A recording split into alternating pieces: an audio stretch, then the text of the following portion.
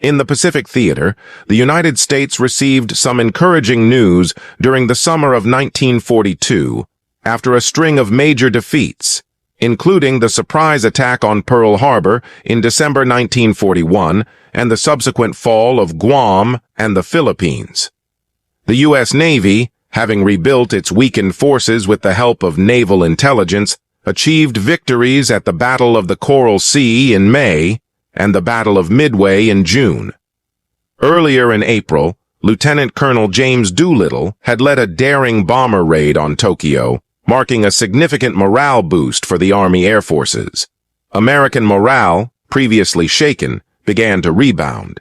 Military personnel carried themselves with renewed pride, and most were eager for another confrontation with the Japanese. The Marines, in particular, were impatient for a chance to avenge the losses of their comrades at Wake Island and Guam.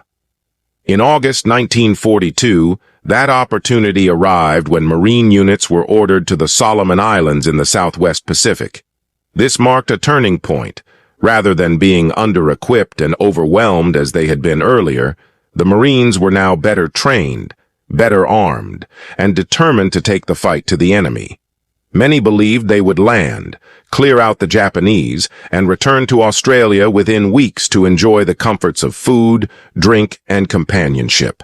However, their confidence was quickly shaken by the events of the first week. On August 7th, after initial landings on Tulagi and nearby Guadalcanal, the Marines found themselves under constant Japanese air attacks. Without adequate anti-aircraft defenses, they struggled to maintain a foothold. Japanese destroyers patrolled offshore, attacking any American shipping they spotted, while artillery from land positions added to the chaos. Then, on August 9th, the U.S. Navy pulled its ships out of the area, citing the high risk of continued air and artillery bombardment. This left the Marines isolated and vulnerable.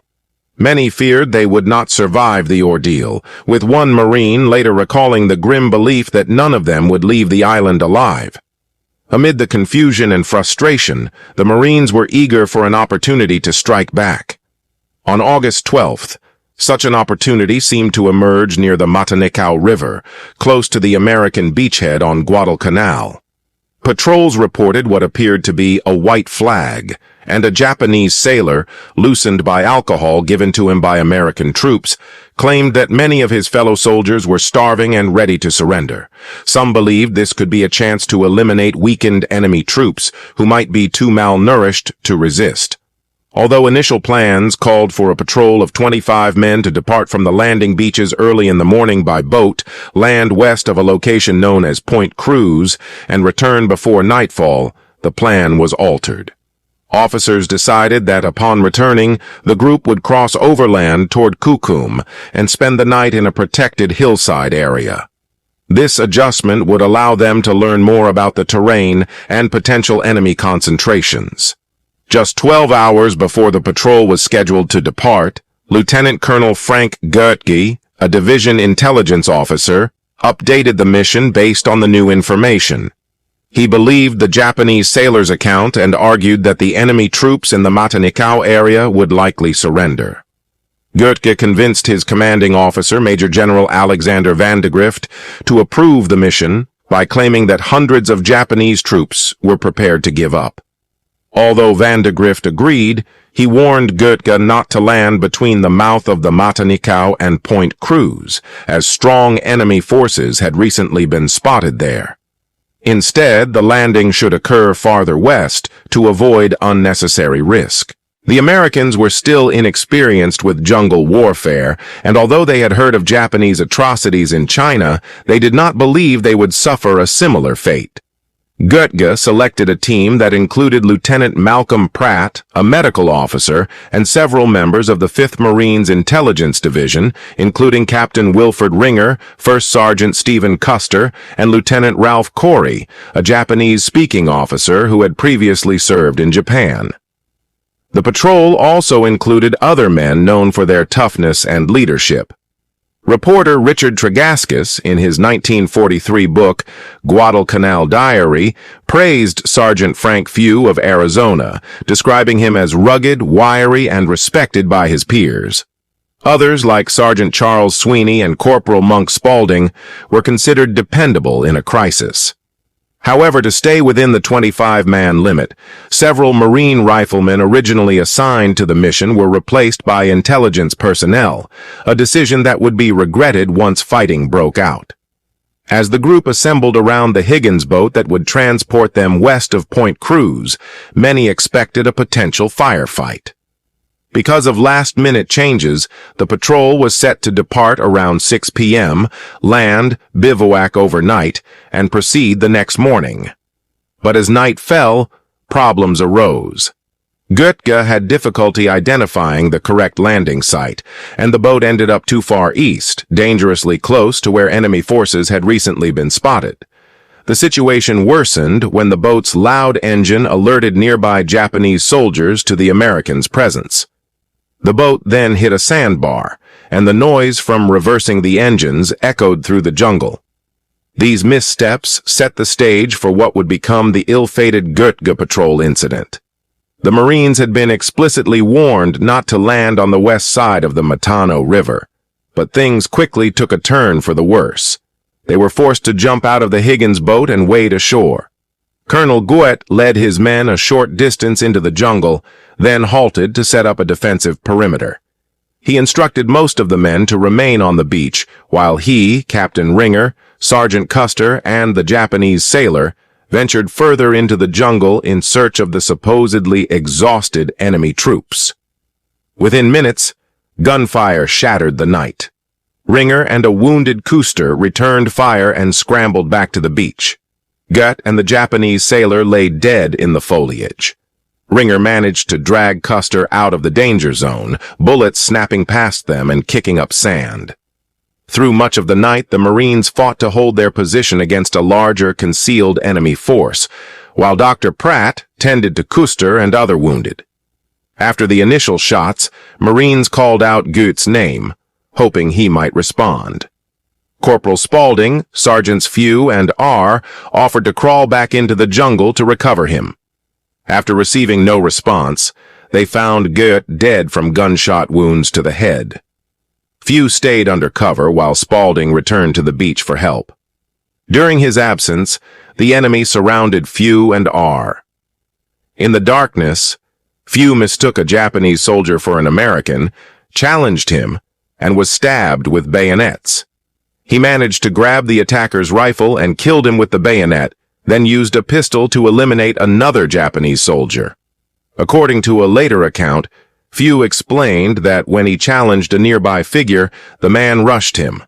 Few blocked the bayonet with his submachine gun, then stabbed the attacker with his own weapon. As he and R retreated to the beach, Few spotted a Japanese sniper in a tree, shot him, and swapped R's jammed gun for a working pistol. When a fourth Japanese soldier emerged, Few had fixed his weapon and shot him down. Despite their situation, Ringer formed a tight defensive perimeter on the beach. The Marines had little idea where to aim, while the Japanese knew their exact location. Rifle and machine gun fire raked the perimeter. Dr. Pratt was wounded while treating another Marine and later succumbed to his injuries. Lacking a radio, Ringer ordered a corporal to fire tracer rounds into the sky in hopes of alerting Kukum, about 5 miles away. Though the lights were seen, no reinforcements were dispatched due to confusion over their meaning. Desperate for help, Ringer sought a volunteer to swim to Kukum. Sergeant R, an experienced scout and strong swimmer, agreed. Stripping down to just his helmet, socks, and shoes with a pistol tucked in his helmet, he crawled under enemy fire to the water. He untied his boots and waded into the sea. Using the breaststroke to keep his helmet dry, R swam parallel to the coast, occasionally climbing over sharp coral. He bore scars from pushing through the coral, crawling when necessary, and constantly avoided Japanese patrols. At one point, he fired at a figure on the beach, unsure whether he hit them, and kept going. When exhausted, he thought of his comrades still trapped at Point Cruz, which gave him strength to continue. Eventually, he found a native boat with bullet holes. He pushed it into the water, jumped in, and used a plank to paddle the final 2 miles toward Marine lines. As he neared the lines, a Marine guard confronted him and demanded the day's password.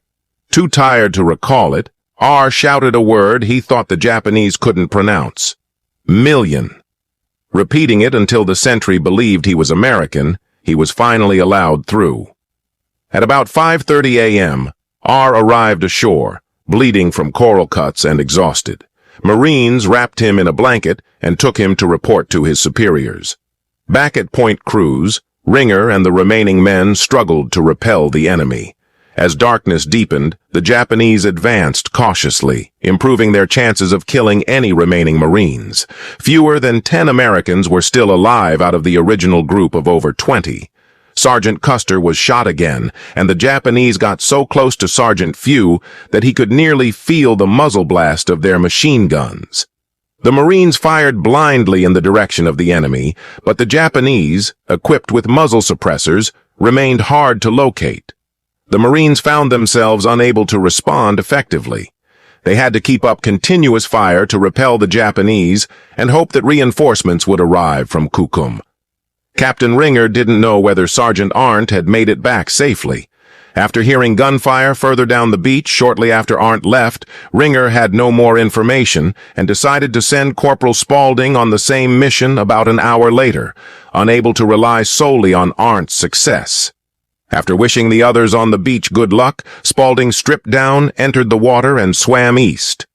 Like Arndt, he occasionally came ashore when too tired to continue, and once approached a fire he mistook for Marines, only to realize it was a group of Japanese soldiers. Fortunately, they didn't notice him, and he cautiously returned to the sea to continue swimming. Spalding arrived at Kukum about an hour after Arndt. He, too, was nearly shot by a nervous American sentry, but managed to convince the guard he was a Marine. As dawn broke, the situation on the beach became dire. Only 3 men were still able to fight: Sergeant Few, Captain Ringer, and 1 other. Realizing they would not survive if they remained on the beach, Ringer led the group into the jungle, hoping to hide. They had only gone a few yards before 1 corporal was killed by gunfire. Ringer and the other man made it to the tree line, but were then struck and killed in a barrage of bullets. Sergeant Few noticed a Japanese soldier firing at Marine Corporal Coran, aimed his .45, and killed the attacker. But he knew the situation was hopeless. Few was the last survivor of the original group that had left Kukum. There was little he could do to stop the Japanese advance. He had to flee immediately if he wanted any chance of survival. Believing none of his fellow Marines were alive, he stripped down to his underwear and ran into the sea under fire. Once he was far enough out to avoid enemy reach, he turned to face the beach and witnessed one of the early American horrors of the Pacific War. From a distance, he saw the glare and flash of swords cutting down his fellow Marines.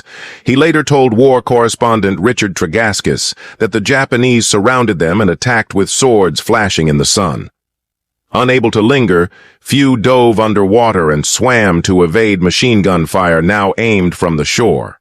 He shifted direction frequently to confuse the enemy, eventually getting far enough out to avoid them, though still in danger from the many sharks around Guadalcanal. Few pushed forward, gathering his remaining strength to continue the long swim back to Kukum. After over 4 miles of swimming and fighting waves and exhaustion, he was finally dragged ashore near Kukum at about 8 a.m., so depleted he could barely respond to the sentry. Staggering ashore, he joined Arndt and Spalding in confirming the disaster. Marines at Kukum quickly organized a patrol to look for any survivors. Mistakenly thinking Goettge had landed at the correct point, Company A, 2 platoons from Company L of the 5th Marines, and a light machine gun section landed west of Point Cruz. While the machine gun team and 1 platoon went inland, Company A moved east along the coast and came under fire at the mouth of the Matanikau. After searching the area, all groups returned to Kukum. Accounts vary. One scout, Private Donald Langer, recalled seeing arms and legs sticking out of the sand. Others said the bodies were washed out to sea by heavy rainstorms before a third team could be dispatched. Whatever the fate of the remains, The consequences of the Goettge Patrol reverberated across the Marine Corps, the military, and the American public. The division had lost most of its intelligence section in what seemed like a needless operation. Many Marine officers afterward became reluctant to speak to the press. The patrol should never have gone out at night. It gave the Japanese a decisive advantage. Goettge's mistake in leading his men into unknown terrain without confirming enemy strength only made matters worse. After the war, one Marine, Grady Gallant, said the blunders left everyone on Guadalcanal stunned. Marines were shocked to have fallen for such an obvious trap, to have trusted the word of a Japanese soldier, and that the enemy had killed so many without suffering casualties. The American public reacted with horror when Richard Tregaskis included the patrol story in Guadalcanal Diary, which brought the tragedy to national attention. In a later Hollywood film of the same name, a Marine, modeled after Sergeant Few, turns to witness Japanese soldiers massacring wounded Americans with swords. It was one of the first depictions of the true brutality of the Pacific War. The Goettge Patrol left a lasting legacy. A group sent into the unknown to accept what they thought was a surrender instead met a massacre. Reports said one man's hands were cut off, another's tongue severed. Gallant and his comrades believed the Japanese sailor had lured the Marines to their deaths, waiting for the innocents to follow their commander into a trap. Marines resolved that if the enemy wanted a dirty war, they would get one. The unspoken rule of no prisoners soon spread across the Pacific. Private Langer said every unit that entered the theater knew about the patrol. The brutality left its mark on Marine culture and mindset. Eugene Sledge, who later wrote With the Old Breed, recalled asking a veteran why the patrol had been ambushed. The reply was simple: because they're the meanest sons of bitches that ever lived. Sledge said the hatred Marines felt toward the Japanese was not abstract. It was as real and intense as any battlefield danger. Denying this hatred, he believed, would be as dishonest as denying the patriotism or brotherhood among Marines. This fierce enmity led to some of the most vicious, unrestrained combat of the war. The Goettge Patrol became a defining moment, a symbol of both horror and resolve, as palm-lined shores turned into arenas of savagery. If you found this story compelling, make sure to subscribe for more true accounts from the front lines of history. This has been another gripping tale from World War II Stories, where the past comes alive.